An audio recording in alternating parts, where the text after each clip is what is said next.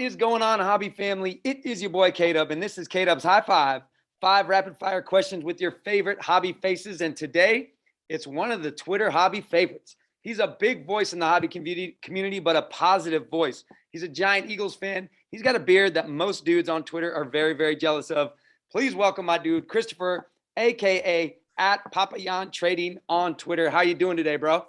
Hey man, I'm doing well. Thanks for having me. Happy to be here. And yeah, man, let's get into it. All right, man. Well, how this works is I got 5 hobby related questions. I'm going to throw them at you one right after another. You ready to take on the high five?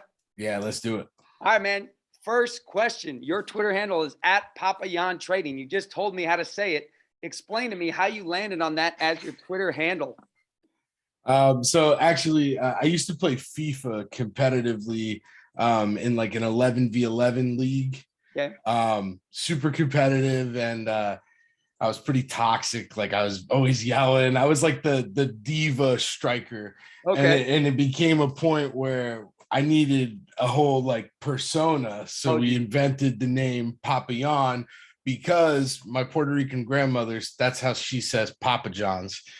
So it worked out that it was just kind of like a funny, like one soccer name, you know, how like soccer, they always have like one name. Yep. So it was just Papayan, nothing else, just that. And it started with that. And then when I was getting into the hobby and I had to make my Twitter for hobby Twitter, I was like, what do I want to do? And the one thing that, you know, stuck out to me was Papayan. It was very unique, original. Nobody has it. Yeah. So I was like, let's run with it. And here we are. I love it, man. The one name persona. I mean, you got Prince, you got Messi, you got Papayan, you got Pele, you got Papayan. Oh, all right, man. Well, let's talk a little bit about the hobby. I know you collect, but you also have your breaking stuff too. So you have the business piece. Why don't you say or share some of your hobby influences, whether that be personally collecting or in the business side of the hobby? Yeah, so I got a few. The first one of my biggest influences is at Enzo Cards or at Cards Enzo. Yeah. That's one of my best friends from growing up. We were, you know, buddies in high school. But having him kind of take to the hobby with me, we ended up learning and growing in this together. And it made our friendship closer, which that's my brother, that's my best friend. So that was just like a really cool thing, and it made me want to be in the hobby more. Then seeing people like Employee 84, who's always doing charity work, always doing stuff for the community, I was like, this is freaking cool. And then I see people like Midwest Box Breaks that do stuff for the community, that do stuff for the hobby and have a business. And I was like, that's kind of what I want to do, because I really do just enjoy this community. It's a lot of fun. And I've just met a lot of really cool people. So I feel like that's the magic, is just give into the community, and the community always comes back. Well, you named some of the very best when it comes to that. So that's awesome, man. All right, let's talk about collecting cards, man. Do you have a Grail card that you've always wanted, or maybe you have a card in your collection that will never leave your side? Is there a Grail card for Papayan?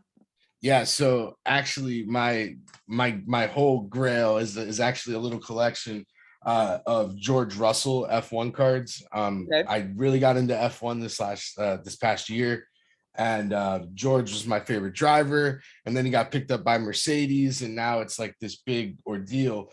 I happened to get cards before he was with Mercedes, so it was very much like I want to collect this guy, and then he blew up into what he is.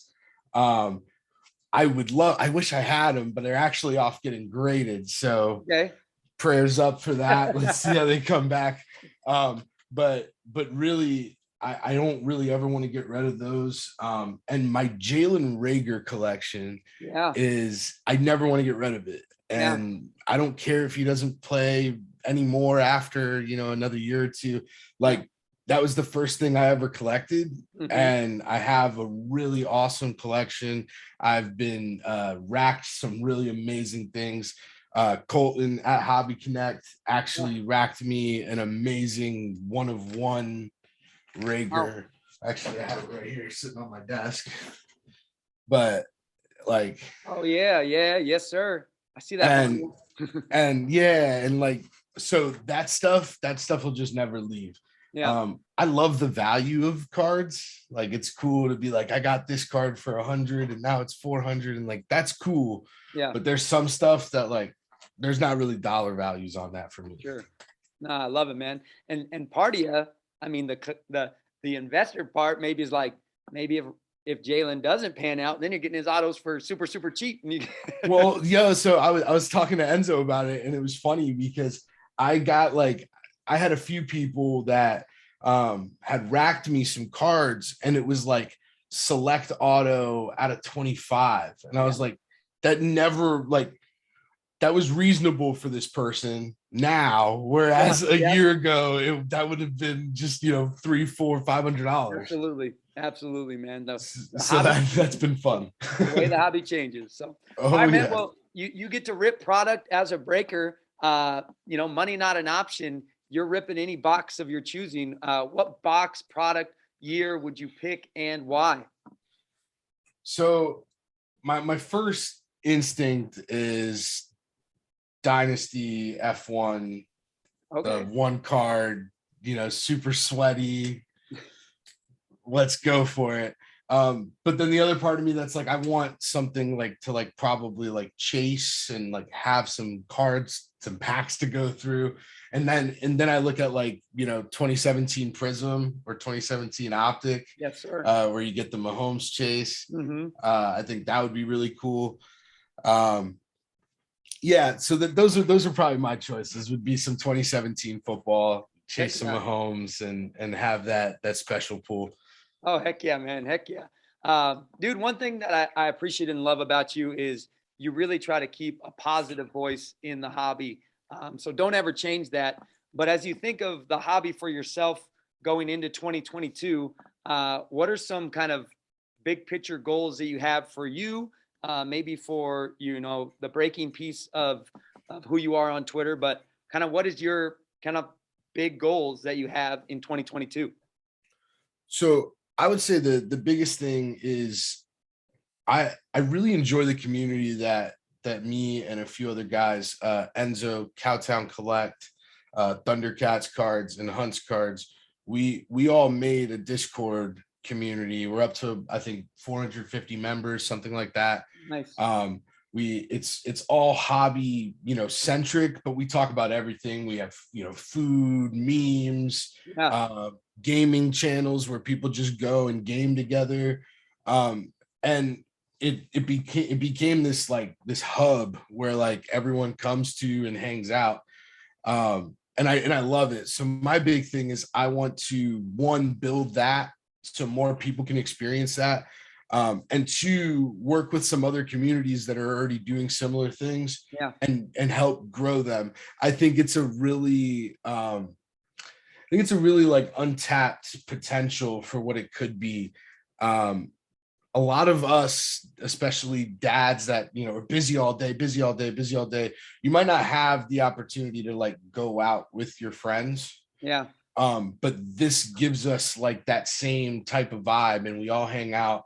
We can talk about our struggles, talk about our wins. It's really cool. Yeah. So I just want to keep building the community, and keep growing. I'm also working on NFT stuff. Okay. Midwest Box Breaks started working on an NFT break club. Yeah. And I've just been trying to help build that community because that's going to be really, really special. Yeah. Phil Hughes just joined it, so that's going to be cool. Nice. So there's a bunch of cool stuff going on with that. And then I'm also working on another NFT called Celine NFT. Okay. And that's going to be really cool. There's going to be a lot more info on that. Nothing too much I can say more than that right now, but it's so I have some plans, but at the end of it, I just want to maximize people's happiness. I feel like they leave a lot of happiness on the table. Yeah. We all do. Days can suck, things can happen, it can be rough, but you can choose to have a better experience or to deal with it in a different way. Yeah. And I just want to give people good options, good positive options for themselves. So that's what I'm here for, man. It's going to be a good year. I love it, man. I'm already excited. All right, man. I got one bonus question for you because I see the sweatshirt you're wearing, your beloved Eagles. Let's put it into the game. Fourth quarter, you got one drive to take. What Eagles quarterback do you want slanging the rock out there to win you the game, and why? Ooh.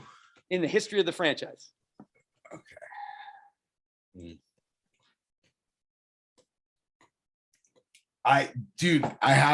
It's so weird because I don't think he's the most talented, like by far, but it's Nick Foles. It's just got him, man. You got him. It's so weird. Now, if we're just going like pure talent, I probably would say Vic when he was there for those years. Yeah.